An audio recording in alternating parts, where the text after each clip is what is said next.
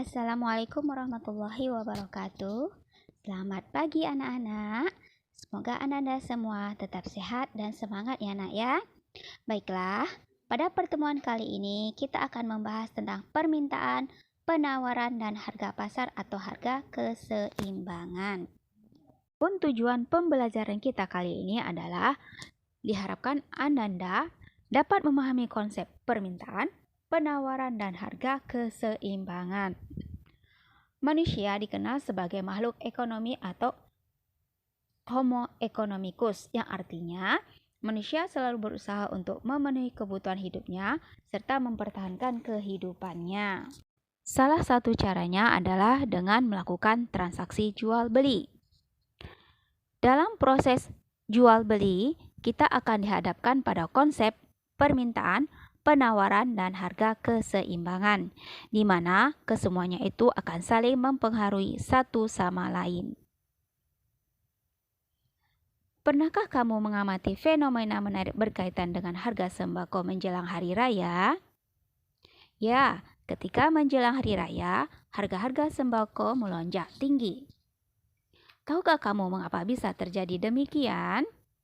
Salah satu faktor penyebabnya adalah tingginya tingkat permintaan masyarakat terhadap sembako. Berdasarkan hal tersebut, dapat kita ketahui bahwa permintaan dapat mempengaruhi harga. Permintaan. Pengertian permintaan. Permintaan adalah jumlah barang yang diminta oleh konsumen pada tingkatan harga dan waktu tertentu. Permintaan akan barang dan jasa antara masing-masing orang tidaklah sama, karena masing-masing memiliki kemampuan yang berbeda-beda. Adapun faktor-faktor yang mempengaruhi permintaan adalah yang pertama, harga barang. Jika harga barang makin tinggi, maka permintaan akan makin rendah. Sebaliknya, jika harga barang rendah, maka permintaan akan barang tersebut semakin tinggi. Yang kedua, pendapatan masyarakat. Tingkat pendapatan atau penghasilan masyarakat sangat menentukan tinggi rendahnya permintaan akan barang dan jasa. Makin tinggi pendapatan seseorang, maka makin besar daya beli yang ia miliki. Akibatnya, permintaan akan barang dan jasa pun meningkat.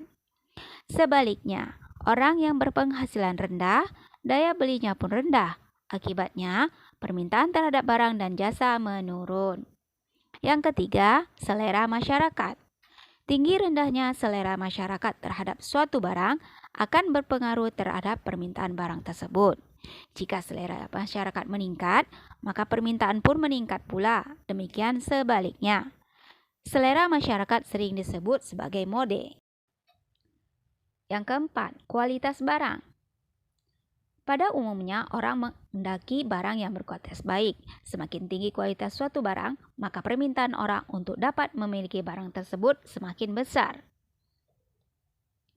Yang kelima, harga barang lain yang berkaitan. Ada kalanya barang tertentu memerlukan barang lain sebagai pelengkap dan pengganti atau substitusi. Misalnya, sebagai bahan bakar, Pertalite lebih murah daripada Pertamax. Maka orang akan beralih dari Pertamax ke Pertalite. Sehingga permintaan akan Pertamax menurun dan sebaliknya permintaan akan Pertalite meningkat. Selanjutnya, jumlah penduduk.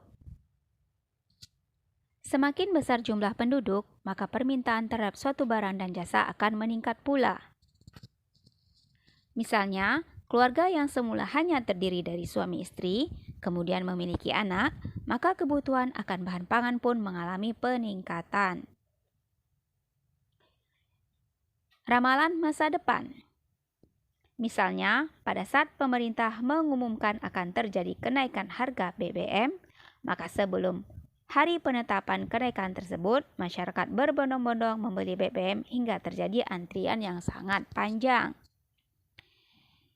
Hukum permintaan. Hukum permintaan menerangkan sifat hubungan permintaan barang dan jasa dengan harganya. Hukum permintaan menerangkan bahwa Makin rendah harga suatu barang, maka makin banyak jumlah barang yang diminta, dan sebaliknya makin tinggi harga barang, maka jumlah barang yang diminta semakin berkurang. Kurva permintaan. Hubungan antara harga barang dengan jumlah barang yang diminta pada waktu dan tempat tertentu dapat dilukiskan dalam bentuk grafik yang disebut sebagai kurva permintaan. Pada umumnya, kurva permintaan bergerak turun dari kiri atas ke kanan bawah. Artinya, makin rendah harga suatu barang, maka makin banyak jumlah barang yang diminta, atau sebaliknya. Kita akan membahas mengenai penawaran. Pengertian penawaran. Jika kita sedang berjalan-jalan di pasar, banyak pedagang yang menawarkan barang dagangannya kepada kita. Berbagai cara mereka lakukan untuk menarik konsumen agar barang yang ditawarkan mengundang pembeli. Jadi, apa itu penawaran? Penawaran adalah jumlah barang yang ditawarkan pada tingkat harga, waktu, dan tempat tertentu. Faktor-faktor yang mempengaruhi penawaran meliputi 1. Biaya produksi. Semua biaya yang dikeluarkan oleh produsen untuk pengadaan barang dan jasa. Besar kecilnya biaya produksi berpengaruh terhadap banyak sedikitnya barang dan jasa yang ditawarkan. Misalnya, untuk memproduksi sebuah mobil mewah memerlukan biaya yang besar, maka barang yang dihasilkan terbatas. Sehingga penawaran barang mewah tidak sebanyak penawaran barang lainnya. Tingkat teknologi. Kegiatan produksi yang hanya mengandalkan tenaga manusia menghasilkan barang yang jumlahnya terbatas, sedangkan kegiatan produksi yang menggunakan tenaga mesin dapat menghasilkan barang dalam jumlah besar. Harapan akan mendapat laba. Dengan harapan memperoleh keuntungan atau laba yang banyak, maka produsen berlomba untuk meningkatkan produksinya serta memperluas dan mengembangkan usahanya guna memperoleh keuntungan yang besar. Adapun faktor-faktor non-ekonomi yaitu bencana alam, larangan impor, kebijakan pemerintah. Ini akan sangat berpengaruh pada penawaran. Bagaimana hukum penawaran itu, anak-anak? Hukum penawaran menyatakan jika harga barang yang ditawarkan naik, maka jumlah barang yang ditawarkan pun akan bertambah. Dan sebaliknya, jika harga barang turun, maka jumlah barang yang ditawarkan pun akan berkurang. Kurva penawaran.